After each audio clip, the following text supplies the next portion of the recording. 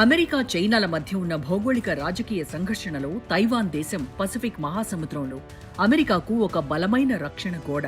Pacific మహాసముద్రంలో China ప్రాబల్యాన్ని అడ్డుకోవడానికి America అనుసరిస్తున్న వ్యూహాత్మక రక్షణ గోడను ఫస్ట్ ఐలాండ్ చైన్ అని పిలుస్తారు. చైనా ప్రాబల్యాన్ని అడ్డుకోవడానికి అమెరికా వ్యూహాత్మక రక్షణ గోడను నిర్మించగా అందులో తైవాన్ అత్యంత కీలకమైన పాత్ర పోషిస్తోంది. చైనా తన సైనిక శక్తిని ప్రపంచవ్యాప్తం చేయాలంటే తైవాన్పై నియంత్రణ సాధించడం దానికి తప్పనిసరిగా మారింది. ఒకవేళ తైవాన్ గనుక చైనా వశమైతే అమెరికా మిత్రదేశాలైన జపాన్, ఫిలిప్పైన్స్ల భద్రత తీవ్ర ప్రమాదంలో పడుతుంది. అందుకే తైవాన్ స్వయం ప్రతిపత్తిని కాపాడటాన్ని అమెరికా తన ప్రతిష్టాత్మక అంశంగా భావిస్తోంది. మరోవైపు వన్ చైనా పాలసీ దృష్టిలో తైవాన్ ఎప్పటికీ తన భూభాగమే అంటోంది చైనా.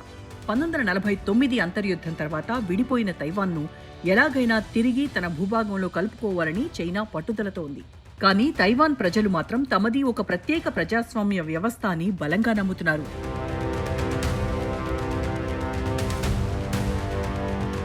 తైవాన్ చైనా వివాదం కేవలం రెండు ప్రాంతాల మధ్య భూభాగ సమస్య కాదు. ఇది అమెరికా, చైనా వంటి అగ్రరాజ్యాల మధ్య ఆధిపత్య పోరు. చైనా తైవాన్ను తన దేశంలో అంతర్భాగంగా భావిస్తూ ఒకే చైనా విధానాన్ని అనుసరిస్తుండగా అమెరికా తైవాన్ ప్రజాస్వామ్యానికి రక్షణ కవచంగా నిలుస్తోంది. ఒకవేళ చైనా సైనిక చర్యకు దిగితే తైవాన్ సంబంధాల చట్టం ప్రకారం అమెరికా జోక్యం చేసుకోవాల్సి ఉంటుంది. అమెరికాతో పాటు దాని మిత్రదేశాలైన జపాన్, ఆస్ట్రేలియా కూడా ఈ యుద్ధంలో భాగస్వామ్యమయ్యే అవకాశం ఉంది. ఇది ఆసియాలో మొదలై ప్రపంచవ్యాప్త కూటముల మధ్య మహా సంగ్రామానికి దారితీస్తుందని వేరే చెప్పాల్సిన పనే ఉంది.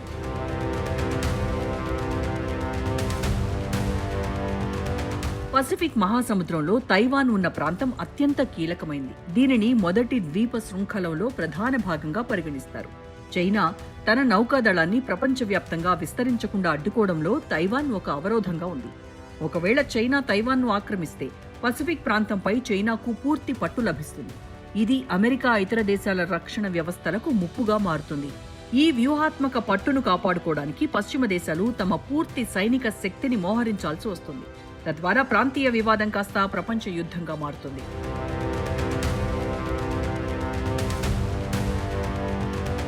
ఆర్థిక పరంగా చూస్తే తైవాన్ ప్రపంచానికి వెన్నెముక వంటిది. ప్రపంచంలోని 90% పైగా అత్యాధునిక సెమీకండక్టర్ చిప్స్ ఒక్క తైవాన్ నుండే సరఫరా అవుతున్నాయి. స్మార్ట్ ఫోన్స్ నుండి యుద్ధ విమానాల వరకు ప్రతి పరికరానికి ఈ చిప్స్ కీలకం. యుద్ధం కారణంగా ఈ సరఫరా గొలుసు దెబ్బతింటే ప్రపంచ ఆర్థిక వ్యవస్థ స్తంభించిపోతుంది.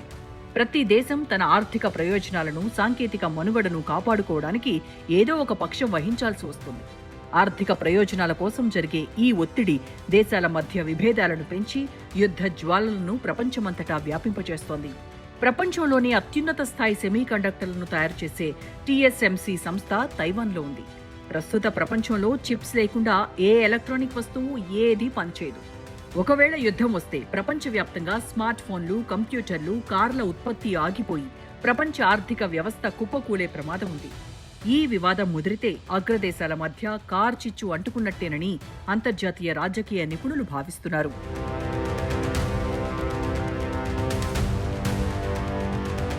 ఈ వివాదం అగ్రరాజ్యాల మధ్య ప్రత్యక్ష ఘర్షణగా మారితే అది అణు ఆయుధాల వినియోగానికి కూడా దారితీసే ప్రమాదం ఉంది. చైనా, అమెరికా, రష్యా అణు సామర్థ్యం కలిగిన దేశాలు. యుక్రెయిన్, రష్యా యుద్ధం వల్ల ఇప్పటికే ప్రపంచం రెండు వర్గాలుగా విడిపోయింది. తైవాన్ విషయంలో చైనాకు రష్యా, ఉత్తర కొరియాలు మద్దతిచ్చే అవకాశం ఉండగా నాటో దేశాలు అమెరికా వైపు నిలబడొచ్చు. ఈ రకమైన ధృవీకరణలో చిన్న పొరపాటు జరిగినా అది అదుపు తప్పి మానవజాతి మనుగడను ప్రశ్నార్థకం చేసే మూడవ ప్రపంచ యుద్ధానికి కారణమవుతుంది.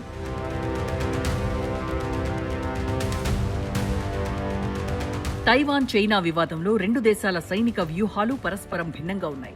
China anti access, area denial వ్యూహంతో తైవాన్ చుట్టూ నౌకాదళ దిగ్బంధనం విధించి అమెరికా వంటి బాహ్య శక్తులు సహాయానికి రాకుండా అడ్డుకోవాలని చూస్తోంది.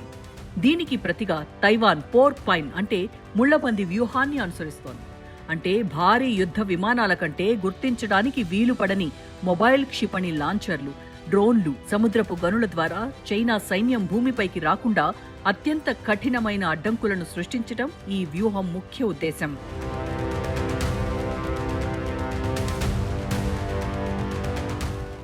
ఈ భౌగోళిక పోరాటంలో ప్రపంచ దేశాలు స్పష్టంగా రెండు వర్గాలుగా విడిపోయాయి. అమెరికా, జపాన్, ఆస్ట్రేలియా బ్రిటన్ వంటి దేశాలు తైవాన్ ప్రజాస్వామ్యాన్ని రక్షించడానికి, కీలకమైన సెమీకండక్టర్ సరఫరా గొలుసును కాపాడుకోవడానికి తైవాన్కు సైనిక శిక్షణ, అత్యాధునిక ఆయుధాలను అందిస్తూ మద్దతుగా నిలుస్తున్నాయి. మరోవైపు ప్రపంచ వేదికపై అమెరికా ఆధిపత్యాన్ని సవాలు చేస్తూ రష్యా, ఉత్తర కొరియా వంటి దేశాలు చైనాకు వ్యూహాత్మక వెన్నుదన్నుగా నిలుస్తున్నాయి. ఈ కూటముల విభజన కారణంగానే తైవాన్పై జరిగే చిన్న దాడైనా అగ్రరాజ్యాల మధ్య ప్రత్యక్ష యుద్ధానికి దారితీసే ప్రమాదం ఉంది. ఇదే కాలాంతరంలో మూడవ ప్రపంచ యుద్ధానికి దారితీస్తుందని అంతర్జాతీయ విశ్లేషకులు, మేధావులు అభిప్రాయపడుతున్నారు.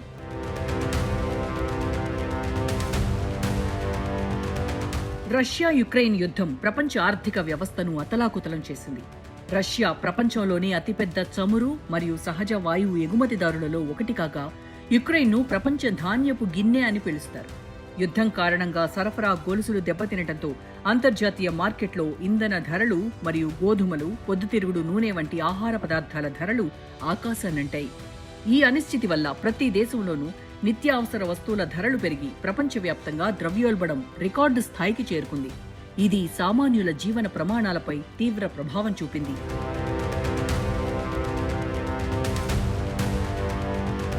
ఈ యుద్ధం ప్రపంచ దేశాలను రెండు ప్రధాన ధృవాలుగా విడగొట్టింది. ఒకవైపు నాటో, పాశ్చాత్య దేశాలు యుక్రెయిన్కు సైనిక, ఆర్థిక మద్దతిస్తుండగా, మరోవైపు రష్యా తన ఉనికిని కాపాడుకోవడానికి చైనా, ఉత్తర కొరియా వంటి దేశాలతో సంబంధాలను బలపరుచుకుంటోంది. ఇది కోల్డ్ వార్ నాటి పరిస్థితులను మళ్లీ గుర్తుకు తెస్తుంది. ఐరోపా దేశాలు తమ భద్రత కోసం రక్షణ బడ్జెట్ను పెంచుకోవడం, ఫిన్లాండ్, స్వీడన్ వంటి దేశాలు నాటోలో చేరడం వల్ల రష్యాతో సరిహద్దు ఉద్రిక్తతలు మరింత పెరిగాయి.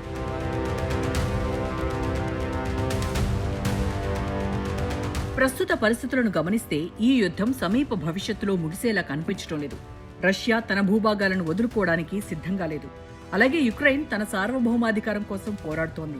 ఒకవేళ ఈ యుద్ధం అదుపు తప్పి నాటో దేశాల భూభాగంలోకి విస్తరిస్తే అది ప్రత్యక్షంగా రష్యా వర్సెస్ నాటో యుద్ధంగా మారుతుంది. ఇది కేవలం సాంప్రదాయ యుద్ధానికే పరిమితం కాకుండా సైబర్ దాడులు, అంతరిక్ష యుద్ధ తంత్రాలు, దీర్ఘకాలిక ఆర్థిక దిగ్బంధనాలకు దారితీస్తుంది. దీనివల్ల ప్రపంచ ఆర్థిక వ్యవస్థ పూర్తిగా కుప్పకూలే ప్రమాదం ఉంది.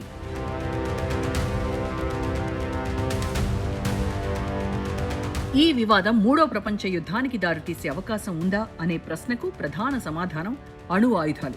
రష్యా తన ఉనికికి ముప్పు వాటిల్లితే అణు ఆయుధాలను ఉపయోగిస్తామని పదే పదే హెచ్చరిస్తోంది. ఒకవేళ పొరపాటున లేదా ఉద్దేశపూర్వకంగా అణుబాంబుల ప్రయోగం జరిగితే అది కేవలం రెండు దేశాల మధ్య యుద్ధంగా మిగిలిపోదు.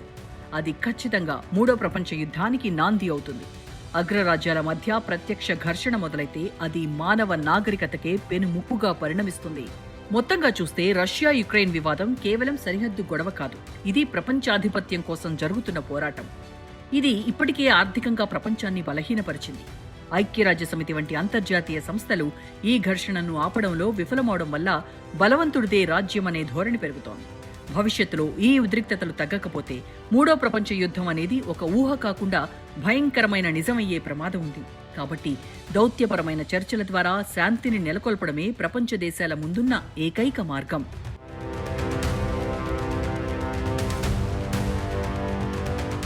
ఇజ్రాయెల్, ఇరాన్ మధ్య దశాబ్దాలుగా కొనసాగుతున్న షాడో వార్ ఇప్పుడు ప్రత్యక్ష పోరాటంగా మారింది. ముఖ్యంగా ఇరాన్ అణు సామర్థ్యం ఇజ్రాయెల్ ఉనికికే ముప్పు అని భావించి 2025 జూన్ వంటి సమయాల్లో ఇజ్రాయెల్ జరిపిన దాడులు పరిస్థితిని అంచుకు చేర్చాయి. ఇరాన్ తన అణు కేంద్రాలను కాపాడుకోవడానికి క్షిపణులు మరియు డ్రోన్లతో ప్రతిఘటించడం కేవలం రెండు దేశాల మధ్య పోరుగా కాకుండా అత్యాధునిక ఆయుధాల ప్రయోగంతో భారీ ప్రాణ నష్టానికి, విధ్వంసానికి దారితీస్తోంది.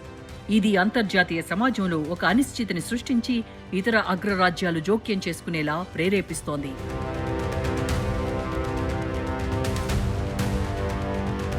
ఇజ్రాయెల్కు అమెరికా వెన్నుదన్నుగా నిలవడం ఈ యుద్ధాన్ని ప్రపంచ స్థాయికి తీసుకెళ్లే ప్రధాన అంశం. అమెరికా తన మిత్రదేశాన్ని కాపాడుకోవడానికి, ఇరాన్ అణు విస్తరణను అడ్డుకోవడానికి నేరుగా దాడుల్లో పాల్గొన్నప్పుడు అది మధ్యప్రాచ్యంలోని అమెరికా సైనిక స్థావరాలపై ఇరాన్ ఎదురుదాడికి దారితీస్తుంది. ఈ క్రమంలో రష్యా, చైనా వంటి ఇతర శక్తులు ఇరాన్కు పరోక్షంగా లేదా ప్రత్యక్షంగా మద్దతు తెలిపే అవకాశం ఉండటంతో ప్రపంచం రెండు వర్గాలుగా విడిపోయే ప్రమాదం ఉంది. ఇది ఒక ప్రాంతీయ ఘర్షణను కాస్త గ్లోబల్ పవర్ స్ట్రగుల్గా మారుస్తుంది. ఇరాన్ తన axis of resistance, Hezbollah, Hamas, హౌతీల ద్వారా ఇజ్రాయెల్ను చుట్టుముట్టే వ్యూహాన్ని అమలు చేస్తోంది. ఇజ్రాయెల్ ఇరాన్ మధ్య యుద్ధం మొదలైతే లెబనాన్, సిరియా, యమన్ మరియు ఇరాక్ వంటి దేశాలు అప్రమేయంగా యుద్ధ క్షేత్రాలుగా మారతాయి. హిజ్బుల్లా వంటి బహుళ దళాలు ఇజ్రాయెల్ ఉత్తర సరిహద్దులపై దాడులు చేయడం వల్ల యుద్ధం బహుముఖ వ్యూహంగా మారుతుంది. దీనివల్ల మధ్యప్రాచ్యం అంతా అస్థిరతకు గురై శరణార్థుల సంక్షోభం, మానవీయ విపత్తులు ప్రపంచవ్యాప్తంగా ప్రభావం చూపుతాయి.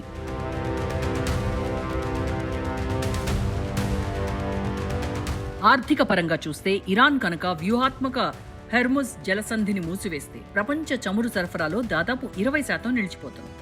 ఇది చమురు ధరలను ఆకాశానికి చేర్చి ప్రపంచవ్యాప్తంగా ద్రవ్యోల్బణాన్ని పెంచుతుంది. పారిశ్రామిక దేశాల ఆర్థిక వ్యవస్థలు కుప్పకూలే ప్రమాదం ఉండటంతో తమ ఆర్థిక ప్రయోజనాలను కాపాడుకోవడానికి బ్రిటన్, ఫ్రాన్స్ లేదా ఆసియా దేశాలు కూడా ఈ వివాదంలో తలదూర్చాల్సిన పరిస్థితి ఏర్పడుతుంది. ఆర్థిక యుద్ధం కాస్త సైనిక యుద్ధంగా మారి మరిన్ని దేశాలను రణరంగంలోకి లాగుతుంది. మొత్తంగా చూస్తే ఇరు దేశాల వద్ద ఉన్న వినాశకరమైన ఆయుధ సంపద, అణ్వాయుధాల ప్రస్తావన ప్రపంచాన్ని భయాందోళనలకు గురిచేస్తోంది. దౌత్యపరమైన చర్చలు విఫలమై కేవలం సైనిక చర్యలే పరిష్కారం అని భావించినప్పుడు పొరపాట్లు జరిగి అణ్వాయుధ ప్రయోగం జరిగే అవకాశం లేకపోలేదు. అంతర్జాతీయ సంస్థలైన ఐక్యరాజ్య సమితి వంటివి బలహీనపడటం, దేశాల మధ్య నమ్మకం సన్నగిల్లడం వల్ల ఈ ఘర్షణ 3వ ప్రపంచ యుద్ధానికి పునాదిగా మారే ప్రమాదం ఉందని నిపుణులు హెచ్చరిస్తున్నారు. శాంతియుత పరిష్కారాలు వెతకకపోతే మానవాళి మనుగడకే ఇది పెద్ద సవాలుగా మారుతుంది. ఆసియాలో అగ్రరాజ్యాలైన భారత్, చైనాల మధ్య హిమాలయ సరిహద్దుల్లో దశాబ్దాలుగా ఉద్రిక్తతలు కొనసాగుతున్నాయి. చైనా తన విస్తరణవాద ధోరణితో భారత భూభాగాలపై హక్కులను క్లెయిమ్ చేస్తూ సరిహద్దుల వద్ద అస్థిరతను సృష్టిస్తోంది. ప్రపంచంలోని అత్యధిక జనాభా కలిగిన అణ్వాయుధ సామర్థ్యం ఉన్న ఈ 2 దేశాల మధ్య ఘర్షణ జరిగితే అది కోట్ల మంది ప్రజల జీవితాలను అతలాకుతలం చేస్తుంది. దీనికి తోడు చైనా తన డెట్ ట్రాప్ రాజకీయాలతో భారత పొరుగు దేశాలైన పాకిస్తాన్, శ్రీలంకలను ఆర్థికంగా బలహీనపరుస్తూ ప్రాంతీయ అస్థిరతకు కారణమవుతోంది.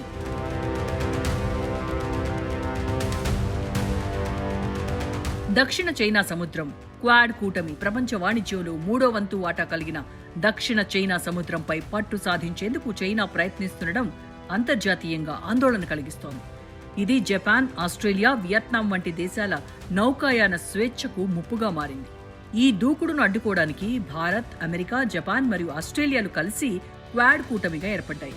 చైనాను కట్టడి చేసేందుకు అమెరికా ఇతర దేశాలతో సైనిక ఒప్పందాలు చేసుకుంటున్నప్పటికీ ఈ పరిణామాలు చైనాను మరింత దూకుడుగా మార్చే ప్రమాదం కూడా లేకపోలేదు.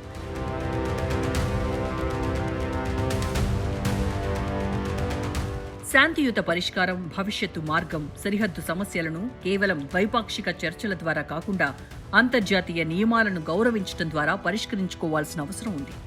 భారత్, చైనా మధ్య సరిహద్దుల స్పష్టమైన గుర్తింపు జరగటమే కాకుండా చైనా తన విస్తరణవాద ధోరణిని విడనాడి పొరుగు దేశాల సార్వభౌమాధికారాన్ని గౌరవించాలి. అదేవిధంగా ప్రపంచ దేశాలు ఆర్థికంగా చైనాపై ఉన్న అతిగా ఆధారపడటాన్ని తగ్గించుకుంటే ఆ దేశం తన దూకుడును తగ్గించుకునే అవకాశం ఉంటుంది. దౌత్యపరమైన ఒత్తిడి, ఆర్థిక స్వావలంబన ద్వారానే ఆసియాలో శాంతిని నెలకొల్పవచ్చు.